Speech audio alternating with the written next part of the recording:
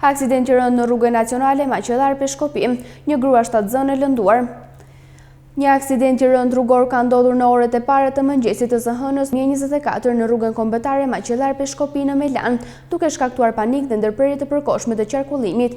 Sipas informacioneve paraprake nga burime zyrtare, 2 automjete janë përplasur ballë për ballë në kushte tepër të vështira lëvizjeje për shkak të mjekullës së dendur që ka mbuluar zonën malore. Pas përplasjes së fortë, një nga automjetet ka dalë nga rruga duke pësuar dëmtime të rënda. Dëshmitar nga zona raportojnë se dukshmëria ka qenë në 50 metra, ndërsa në asfalt dyshohet se ka pasur edhe një shtresë të hollë akulli e padukshme për drejtuesit e mjeteve. Në aksident janë përfshirë një çift bashkëshortësh, të cilët udhëtonin me njërin nga automjetet. Të dy janë nxjerrë me vështirësi nga mjeti dëmtuar nga shërbimet e emergjencës.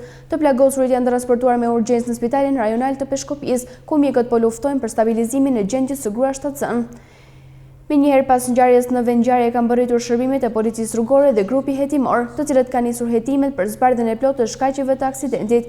Nga hetimet e para, policia dyshon se aksidenti është shkaktuar nga kombinimi i mjekullës së dendur dhe pranisë së akullit në rrugë, faktor që e ka bërë segmentin rrugor jashtëzakonisht të rrezikshëm.